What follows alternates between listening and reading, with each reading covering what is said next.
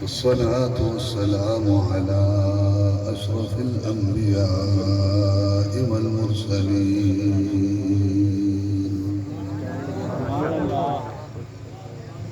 وعلى آله الطيبين وأصحابه أجمعين.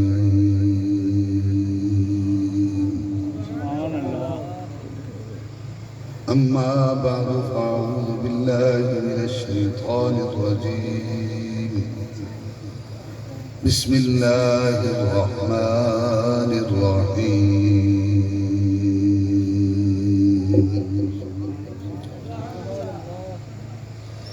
قل تعالوا ندع أبناءنا وأبناءكم ونساءنا ونساءكم وأنفسنا وأنفسكم ثم نبتهل فنجعل لعنة الله على الكاذبين. فقال النبي صلى الله عليه وسلم: إن الحسن والحسين سيدا شباب أهل الجنة.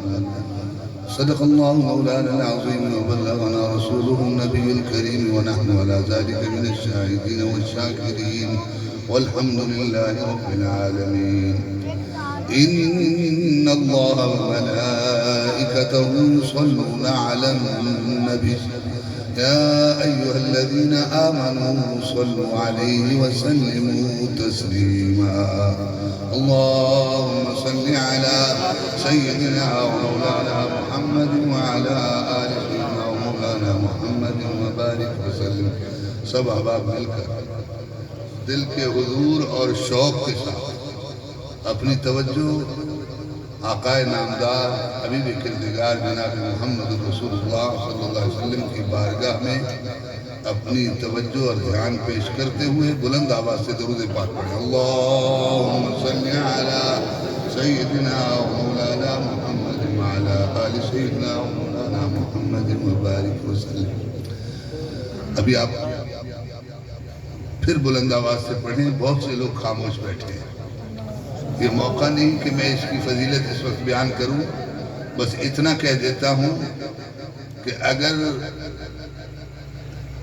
کوئی اعلیٰ ترین عبادت ہے تو اس کی قبولیت کا مدار مصطفیٰ کریم صلی اللہ علیہ وسلم پر درود پاک ہے. اس لیے بس اتنا کافی ہے. شوق سے پڑھیں بلند آواز سے درود پاک. اللہم صلی علی سیدنا مولانا محمد وعلی آل حمد و صلات کے بعد الحمدللہ آپ اور ہم آج یہاں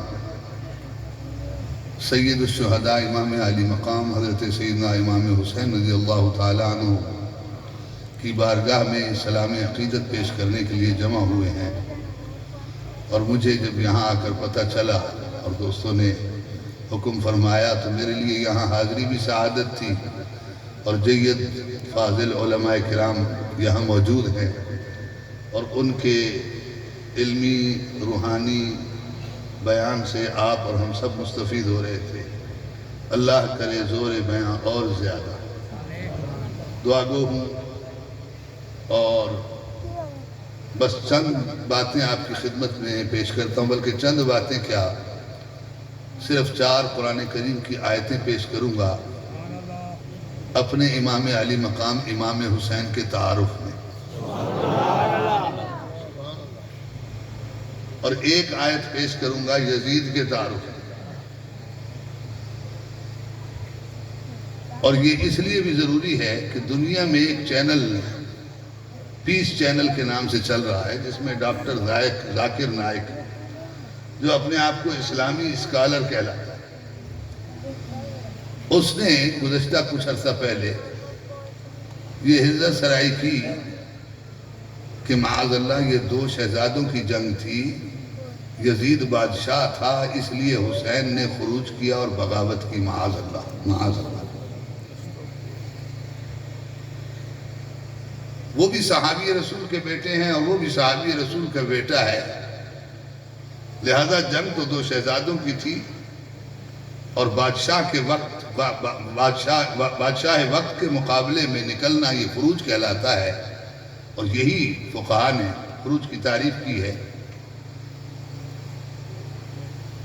اور معاذ اللہ حضرت امام حسین کو باغی کہہ دیا۔ اب ہوتا کیا ہے، اس سوالوں کا جواب دینا ضروری کیوں ہے؟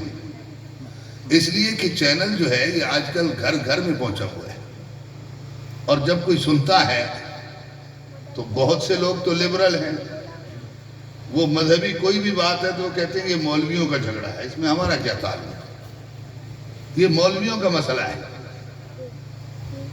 بہت سے تو ایسے لوگ ہیں، اور سنا تو ان کے ذہن میں ایک بات بیٹھ گئی، اگر کسی کو تردد ہوا تو اس نے جا کے کسی سنی بھائی سے پوچھا۔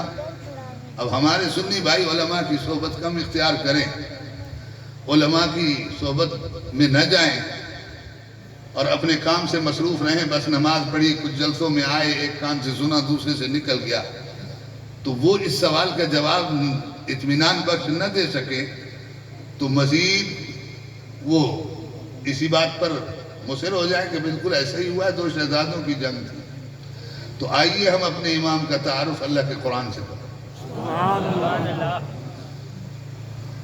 مجھ سے قبل بہت ہی پیارا، بلکہ یوں کہا جائے کہ روح کے تاروں کو چھیڑنے والے انداز میں حضرت علامہ مولانا محمد عمران ندیم صاحب دامت برکاتہم اللہ سیالی صاحب، 30 سال کا فیض ہے، سبحان اللہ، تو بہت ہی لطف آ رہا تھا۔ اور آپ نے تذکرہ بھی کیا اپنی گفتگو میں نجران کے عیسائیوں کا۔ تو جب نجران، دیکھیے اسلام کی حقانیت کی دلیل یہ ہے، یہ آیت کریمہ اسلام کے پرامن ہونے کی سب سے مستند دلیل ہے جو اللہ کے قرآن میں موجود ہے۔ دنیا میں آج لیبل مسلمانوں پر لگا ہوا ہے فرقہ واریت کا، تو اللہ رب العالمین نے حبیب علیہ السلام سے ارشاد فرمایا، قل، اے محبوب فرما دیجیے۔ اللہ رب العالمین جل جلالہ و ارشاد فرماتا ہے، قل تعالوا الى کلمۃ سواء بیننا وبینکم، اے حبیب فرما دیجیے، آؤ آپ اور ہم ایک کلمے پر جمع ہوں جو آپ میں ہم میں مشترک ہے۔ وہ کلمہ کیا ہے؟ وہ کلمۃ التوحید ہے۔ 1,24,000 انبیاء علیہ السلام جو اس دنیا میں جلوہ گر ہوئے، ہر ایک یہی تعلیم لے کر آیا کہ لوگوں، اس کائنات میں اللہ وحدہ لا شریک ہے، اور اس کا کوئی شریک نہیں، کوئی اور عبادت کے لائق نہیں سوائے اللہ کی ذات کی۔ یہی پیغام ہر نبی اور رسول نے دیا، یہی پیغام عیسیٰ علیہ السلام نے دیا، یہی پیغام ابراہیم علیہ السلام لے کر آئے، موسیٰ علیہ السلام کا بھی یہی پیغام ہے، مگر اللہ کی نازل شدہ ان کتابوں میں تحریف ہو گئی۔ انہوں نے اپنی خواہشوں کو، اپنی پسند اور ناپسند کو ان کتابوں کے اندر قط و برید کیا، ان چیزوں کا اضافہ کر دیا جو ان کی پسند تھی، اور جو انہیں ناپسند تھی انہیں ان کتابوں سے نکال دیا۔ یہ عمل یہودیوں نے بھی کیا اور عیسائیوں نے بھی کیا۔ تو اللہ رب العالمین جل جلالہ نے ارشاد فرمایا، حبیب نے بلاؤ تو امن کے لیے بات کرنا یہ اللہ کا بھی بتایا ہوا طریقہ ہے، اور میرے آقا جناب محمد رسول اللہ صلی اللہ علیہ وسلم نے بھی عمل کر کے دکھایا۔ لیکن بات نہ بنی، دلائل دیے، وہ کہنے لگے عزیر ابن اللہ، انہوں نے کہا عیسیٰ ابن اللہ، عزیر اللہ کا بیٹا ہے، وہ عیسیٰ کو تثلیث کا عقیدہ پیش کرتے ہیں۔ یہ ایک تفصیل کی بات ہے، میں صرف اشارہ کرنا چاہتا تھا۔ تو اللہ رب العالمین نے فرمایا، قل تعالوا الى کلمۃ سواء بیننا وبینکم، آؤ اس ایک کلمے پر جو تم میں اور ہم میں مشترک ہے، ایک جیسا ہے، اور وہ کلمۃ التوحید ہے۔ جب اس پر بات نہ ہوئی، نہ بنی، تو اللہ رب العالمین نے دوسرا حکم نازل فرمایا۔ اللہ رب العالمین جل جلالہ ارشاد فرماتا ہے قل تعالوا، اے محبوب انہیں بلاؤ، ندعو ابناءنا وابناءکم ونساءنا ونساءکم وانفسنا وانفسکم ثم نبتهل فنجعل لعنة الله على الكاذبين۔ سبحان اللہ۔ محبوب فرما دیجیے آؤ ہم اپنے بیٹے لائے۔ بڑے خوبصورت انداز میں حضرت بیان فرما رہے تھے، میں بس اسی کو آپ کے سامنے اپنے انداز سے پیش کر رہا ہوں۔ بات وہی ہے، سرکار دو عالم صلی اللہ علیہ وسلم جب گھر سے چلے تو میرے والد گرامی حضرت رفیق ملت رحمۃ اللہ علیہ، آپ فرماتے کہ سرکار دو عالم صلی اللہ علیہ وسلم کا گھر سے چلنا کس انداز سے تھا؟ فرمایا اس انداز سے تھا کہ سرکار دو عالم صلی اللہ علیہ وسلم آگے ہیں اور حضرت امام حسن اور امام حسین رضوان اللہ علیہ اجمعین حضور کی گود میں ہیں۔ ایک طرف حسن ہے اور ایک طرف حسین ہے، اور سیدہ طیبہ طاہرہ فاطمہ الزہرا رضی اللہ تعالی عنہا قدم رکھتی جا رہی ہیں اس جگہ جہاں مصطفیٰ کریم علیہ السلام کے قدم پڑ رہے ہیں۔ سبحان اللہ۔ اور مولا کائنات مولا علی شیر خدا سیدہ فاطمہ الزہرا رضی اللہ تعالی عنہا کے پیچھے ان قدموں پر قدم رکھتے جا رہے ہیں جہاں سیدہ کے قدم پڑ رہے ہیں۔ سبحان اللہ۔ جملہ معترضہ کے طور پر یہ اس لیے تھا کہ تاکہ کسی اور کا نامحرم کا قدم سیدہ کے قدم پر نہ پڑ جائے۔ سبحان اللہ۔ اور جب یہ قافلہ عیسائی پادریوں کے سامنے پہنچا، انہوں نے دیکھا تو بہت سی چیزیں توریت، زبور اور انجیل سے وہ کاٹ چکے تھے جس میں شان اہل بیت تھی، اور انہیں علم تھا، وہ جانتے تھے کہ سرکار کی نسل پاک کی اللہ رب العالمین کی بارگاہ میں کیا قدر و منزلت ہے۔ آپس میں کہنے لگے اگر حضور نے دعا فرما دی اور ان بچوں نے آمین کہہ دی تو ہماری نسل اس کائنات سے مٹ جائے گی، لہذا جو مطالبہ رسول اللہ صلی اللہ علیہ وسلم فرماتے ہیں ہم وہ ٹیکس دینے کو تیار ہیں۔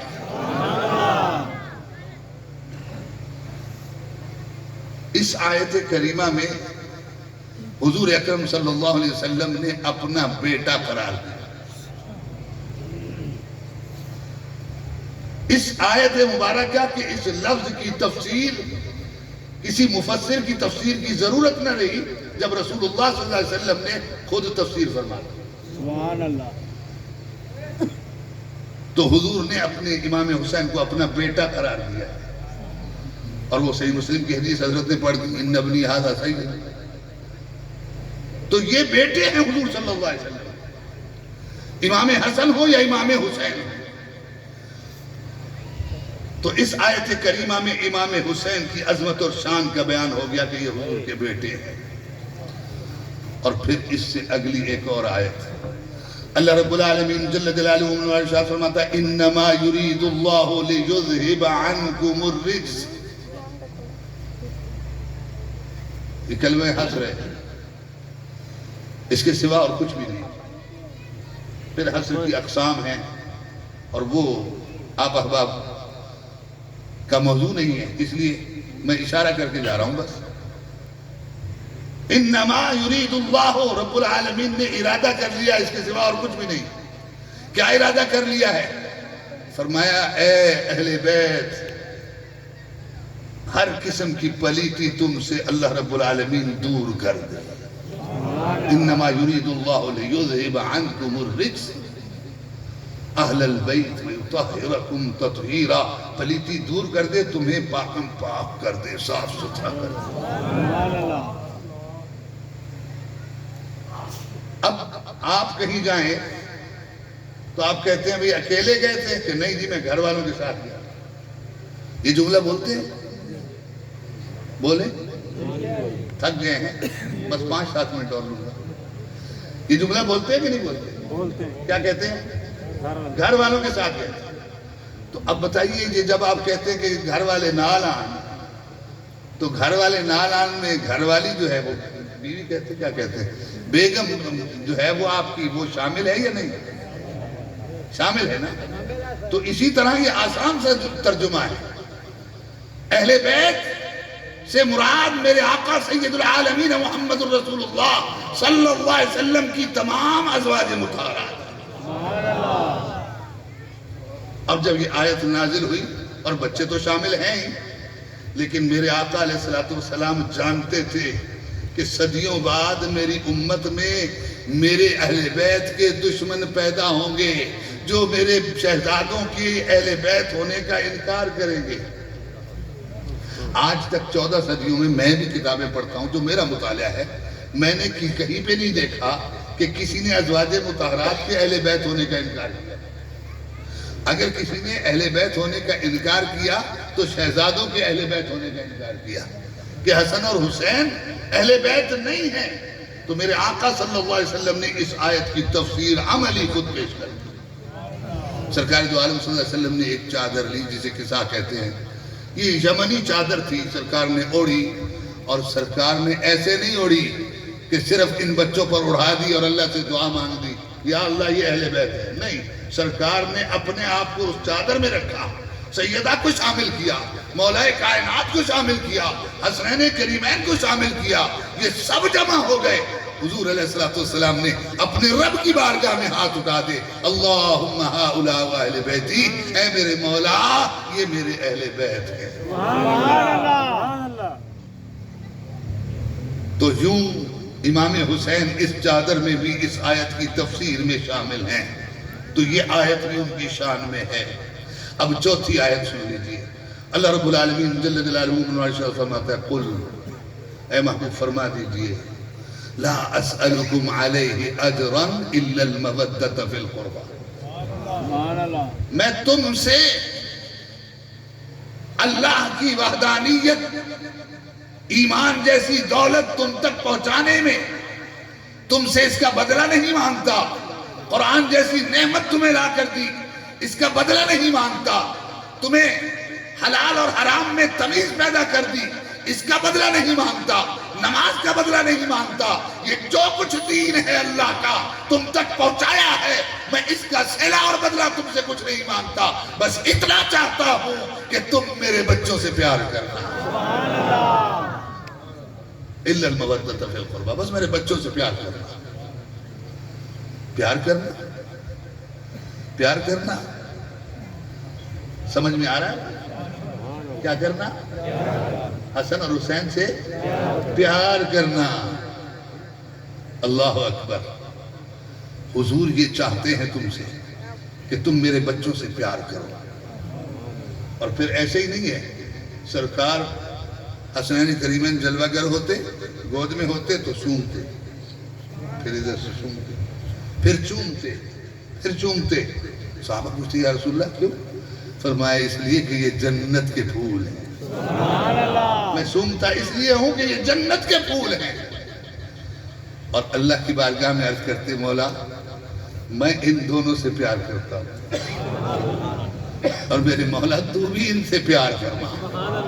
اور رسول اللہ صلی اللہ علیہ وسلم کی ایک حدیث اور ایک دعا جو تمہیں بھی نصیب ہو سکتی ہے، اگر تم اپنے سینے میں مصطفیٰ کریم صلی اللہ علیہ وسلم کے ان شہزادوں کا پیار اپنے سینے میں بھر لو، تمہارے دل میں محبت حسنین پیدا ہو جائے، تو گھر بیٹھے رسول اللہ صلی اللہ علیہ وسلم کی دعا کا شامیانہ تمہارے گھروں پر سج جائے۔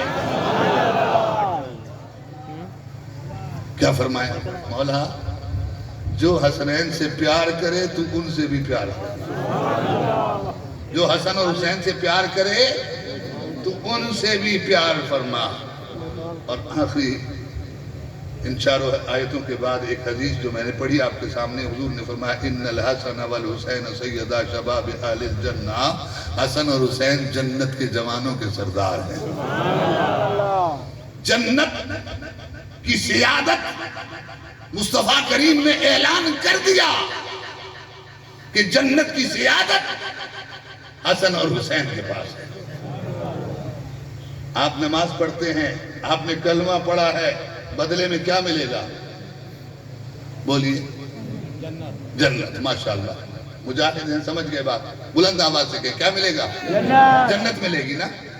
ایمان کے بدلے جنت، نماز کے بدلے جنت، روزے کے بدلے جنت، عبادت و ریاضت کے بدلے جنت، تہجد کے بدلے جنت، تلاوت قرآن کے بدلے جنت، نیکیوں کے بدلے جنت، خیر خیرات کے بدلے جنت۔ ان اللہ اشتری من المؤمنین انفسهم واموالهم بان لهم الجنہ۔ اللہ اکبر، سودا ہو چکا، جنت ملے گی۔ حضور صلی اللہ علیہ وسلم نے فرما دیا حسن اور حسین اس جنت کے سردار ہیں۔ اب ان 4 آیتوں کو ذہن میں رکھتے ہوئے اور اس حدیث پاک کو ذہن میں رکھتے ہوئے، کیا یزید اس جنت میں جائے گا جس کے سردار امام حسین ہوں گے؟ کیا یزید اس جنت میں جائے گا؟ جائے گا تو کس منہ سے جائے گا؟ اب میں پوچھتا ہوں کہ ایک طرف یہ شہزادہ ہے جس کی عظمت اور شان کا ذکر قرآن میں آیا، مصطفیٰ کریم صلی اللہ علیہ وسلم نے خود تشریف فرما کر صراحت کر دی کہ ان آیتوں کی عظمت اور شان جو تذکرہ ہے وہ میرے شہزادوں حسن اور حسین کا ہے۔ سبحان اللہ۔ اور پھر خود جنت کی سیادت کا اعلان کر دیا۔ ابو بکر جنتی ہے، زبان مصطفیٰ کہے سب مانتے ہیں، عمر جنتی ہے سب مانتے ہیں، عثمان جنتی ہے سب مانتے ہیں، حیدر جنتی ہے سب مانتے ہیں، طلحہ جنتی ہے سب مانتے ہیں، زبیر جنتی ہے سب مانتے ہیں، رضوان اللہ علیہم اجمعین، یہ صحابہ جنتی ہیں۔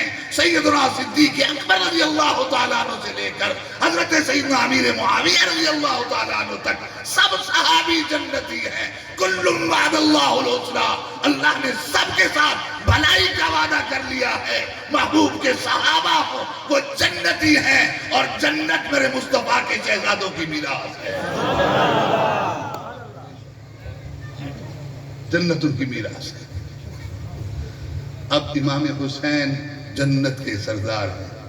یزید کا کوئی عمل بتاؤ، وہ قسطنطنیہ والی حدیث لے کر آ جاتے ہیں، میں اس کا جواب آپ لوگوں کو پہلے بھی دے چکا ہوں۔ میں ایک بات میں نے کہا تھا کہ میں اس کا بھی تھوڑا سا تعاقب کروں، آپ سے پوچھنا چاہتا ہوں کوئی عمل اس شہزادے کا بھی بتاؤ۔ کوئی عمل نہیں پیش کر سکتے، نہیں پیش کر سکتے، نہیں پیش کر سکتے۔ ہمارے معذرت کے ساتھ بڑے جید علماء یہاں موجود ہیں، میں تو ایک ادنا سا طالب علم ہوں۔ امام احمد بن حنبل نے یزید کے کفر کا فتویٰ دیا ہے۔ ہمارے 10 معتبر مستند اسلاف بزرگوں میں سے مشائخ نے اس کے کفر کا فتویٰ دیا ہے۔ جمہور کف لسان کرتے ہیں، میرے امام اعظم ابو حنیفہ رضی اللہ تعالیٰ، لیکن ان کے کف لسان کا مطلب کیا ہے؟ ان کے کف لسان کا مطلب یہ ہے کہ ہم اس کو کافر نہیں کہیں گے، اس لیے کہ وہ جملے جو امام احمد بن حنبل کے پاس ثابت ہیں کہ میں نے اپنے آباء و اجداد کا بدر والا بدلہ لے لیا، اس وجہ سے آپ نے تکفیر کی ہے، تو امام ابو حنیفہ کے پاس یہ جملے ثابت نہیں ہوئے، لیکن اس کی شرارتوں کو دیکھتے ہوئے، اس کے فتنے اور فساد کو دیکھتے ہوئے میرے امام کہتے ہیں میں اس کو مسلمان بھی نہیں کہوں گا۔ لسان کا یہ مطلب ہے، یہ مطلب نہیں ہے کہ وہ مسلمان مانتے ہیں، کافر کہنے میں ہچک جاتے ہیں، نہیں۔ امام ابو حنیفہ کا مسلک یہ ہے کہ نہ میں یزید کو مسلمان کہوں گا اگر میں کافر نہیں کہتا، اس لیے کہ اس کی دلیل مجھ تک ثبوت پائے ثبوت تک نہیں پہنچا تو میں اسے کافر بھی مسلمان بھی نہیں کہوں گا۔ یہ میرے امام کا موقف ہے۔ اب سنیے آیت، اللہ رب العالمین جل جلالہ من والشان فرماتا ہے من قتل مؤمنا متعمدا فجزاؤه جہنم خالدین، جس شخص نے قتل کیا، جان بوجھ کر ناحق کسی شخص کو قتل کیا، اللہ تعالیٰ نے اس کی سزا قرآن میں کیا بیان فرمائی ہے؟ جہنم، صرف جہنم نہیں، خالدین، ہمیشہ جہنم، ہمیشہ جہنمی۔ تو کرب و بلا میں 72 اہل بیت کے تن شہید کروانے والا یزید پلید اسی کے حکم پر یہ قتل ہوئے. اور اگر ان میں یہ بغاوت کے یہ اس قسم کے فتوے دینے والے دیتے ہیں، بات کو مشکوک کرنا چاہتے ہیں، تو خدا کی قسم امام عالی مقام امام حسین سے لے کر حضرت حر کی شہادت تک ایک ایک شہید کی شہادت پر سیل بند مہر حضرت امام سیدنا علی اصغر رضی اللہ تعالیٰ عنہ کی شہادت نے لگا دی ہے. دنیا کا کوئی منصف آ جائے وہ کربلا کے شہداء کو قصوروار نہیں ٹھہرا سکتا کہ علی اصغر 6 مہینے کا ہے، اس بچے کا کیا قصور ہو سکتا ہے. جب اس بچے کو بھی قتل کیا تو یزید پلید تو اس سزا سے نہیں بچ سکتا، یہ دائمی جہنم تیرا مقدر ہے. ہم کہتے ہیں امام پاک، امام اور یزید پلید. ایک نقطہ اجازت ہو تو میں اور عرض کروں. سبحان اللہ. اجازت ہے؟ سبحان اللہ. بس ایک نقطہ. حدیث قدسی ہے، صحیح بخاری شریف. من عاد لی ولی فقد آذنت بالحرب. اللہ فرماتا ہے میرے ولی کے خلاف جس نے کوئی عداوت رکھی، بغض رکھا، میں اس سے جنگ لڑوں گا. یا اللہ، سیدنا امام حسین رضی اللہ تعالیٰ عنہ کے قدموں کی خاک پر قربان ہزاروں ولی. سبحان اللہ. آپ کے قدموں کی خاک پر قربان ہزاروں ولی. اس خاک کی نسبت بلند و بالا ہے. مولا تیرا وعدہ ہے، حدیث قدسی ہے، صحیح ہے. تو جب یہ جنگ لڑا یزید پلید امام حسین سے، تو اے اللہ تو امام حسین کی طرف سے ہو کر یزید سے لڑا؟ سوال ہے کہ نہیں؟ لڑنا تو چاہیے. لڑا. اللہ جنگ لڑتا ہے، اپنے ولی کے دشمن سے اللہ جنگ لڑتا ہے. وہ ہمارے ہاں سندھی میں ایک مقولہ مشہور ہے، پتہ نہیں میں وہ ترجمہ کر کے آپ کو وہ بہت وضاحت کے ساتھ اس بات کو کھول کے رکھ دیتا ہے کہ رب رسے مت کھسے. اللہ تعالیٰ جب ناراض ہوتا ہے تو عقل چھین لیتا ہے. اللہ جب ناراض ہوتا ہے تو کیا کرتا ہے؟ عقل چھین لیتا ہے. اور جب عقل چھین لیتا ہے تو اللہ تعالیٰ اس کو کوئی ہتھیار نہیں مارتا، کوئی تیر نہیں مارتا، کوئی تلوار نہیں مارتا. تو اللہ کی جنگ ایسی ہوتی ہے. میرے نبی کے گستاخوں کو بھی رب نے اعلان کیا لا تشعرون، میں تمہاری عقل چھین لوں گا. تم نمازی بنے پھرو گے، تم حاجی بنے پھرو گے، تبلیغی بنے پھرو گے، جو کچھ بھی بنے پھرو گے، اپنی جان میں تم دین کے بڑے ٹھیکیدار علمبردار کہلاتے رہو گے. میرے نبی کے دشمن ہو، تمہاری عقل رب نے چھین لی. یہ قرآن میں رب کا اعلان ہے. تو یزید کی عقل بھی چھین لی. 60 ہجری میں یہ تخت پر قابض ہوا اور 63 میں یہ فی النار و سقر ہوا، جہنم میں گیا. پہلے سال اہل بیت کے خون سے رنگین کیے اس نے اپنے ہاتھ، اور دوسرے سال میرے آقا سید العالمین محمد الرسول اللہ صلی اللہ علیہ وسلم کے روضہ اطہر کی بے حرمتی کی. مسجد شریف کو بند رکھا. 3 دن اذان اور نمازیں نہیں ہوئی. گھوڑے باندھے، گدھے باندھے، اونٹ باندھے، جن کی غلاظت، جن کی گوبر مسجد میں اور پیشاب مسجد میں ہوتا رہا. حضرت سعید بن مسیب رضی اللہ تعالیٰ عنہ بہت بڑے تابعی ہیں اور ہمارے محدثین کے بڑے اہم راوی ہیں. آپ فرماتے ہیں میں دیوانوں کی طرح مسجد نبوی میں کبھی ادھر پھرتا. یزید کے کارندے مجھے دیوانہ اور پاگل سمجھ کر چھوڑے رکھتے تھے اور میں پریشان حال رہتا. اور جب نماز کا وقت ہوا تو میں نے کہا کیا ہوگا؟ تو میں نے روضہ اطہر سے آذان کی آواز سنی، اور روضہ اطہر سے آذان کی آواز آئی تو سبحان اللہ سبحان اللہ. اور اس آذان سے میرے اوقات کا مجھے پتہ چلتا رہا اور میں بھی نماز میں شامل ہوتا رہا. تو عقل یزید کی ماری گئی. علماء نے لکھا کہ 700 صحابہ اس نے مدینہ طیبہ میں شہید کیے اور 1000 سے زیادہ تابعین قتل کیے ہیں. اور پھر تیسرے سال اس نے مکہ مکرمہ میں بیت اللہ شریف پر حملہ کیا، اس کی دیواروں کو جلا دیا اور اس کی چھت کو نقصان پہنچایا، غلاف کعبہ کو جلا کر راکھ کر دیا، اور وہاں جلیل القدر صحابہ اکرام اور بہت سے تابعین کو شہید کیا. تو کہنا یہ تھا کہ یاد رکھنا امام پاک ہیں، یزید پلیت ہے۔ میں پرسوں پنو عاقل میں تقریر کی تو میرے ایک دوست ہیں، انہوں نے کہا کہ 4-5 سال پہلے آپ نے ہمارے ہاں جلسے میں تقریر کی تھی اور ان کے گھر کے ساتھ ہی دیوبندیوں کا مدرسہ ہے۔ تو آخر کی تقریر کے آخر میں ان کا ایک مولوی آیا، پرچی لکھ کر دی کہ جی یزید تو جنتی ہے، اس بارے میں بھی کچھ بات کریں۔ تو وہ مجھے دوست ساجد علی نام ہے اس کا، اس مجھے بتاتا ہے کہ اس وقت آپ چونکہ تقریر ختم کر چکے تھے تو آپ نے کہا کہ اچھا ایسا کرتے ہیں، اب بیان دلائل دینے کا وقت تو رہا نہیں، پھر کبھی گفتگو ہوئی تو بیان کریں گے، دعا مانگ لیتے ہیں، یا اللہ ہمارا حشر قیامت کے دن امام حسین کے ساتھ فرمانا، اور ہمیں جہاں امام حسین کا ٹھکانہ ہو وہاں ہمیں جگہ نصیب فرمانا۔ اور اب میں نے تقریر میں اسے یہ کہا، یہ میرا دوست مجھے پرسوں بتا رہا ہے، آپ نے جب یہ کہا کہ یزید کے ساتھ تو جنتی کہتا ہے تو تو دعا کر کے اللہ تبارک تعالیٰ تیرا ٹھکانہ یزید کے ساتھ کرے۔ تو دوست نے کہا کہ دوسرے دن صبح میں بھی چلا گیا ان کے گھر، میں نے کہا مفتی صاحب نے دعا مانگی تھی، تو نے آمین کہی، یار اتنی بڑی آمین میں نہیں کہہ سکتا۔ وآخر دعوانا الحمدللہ۔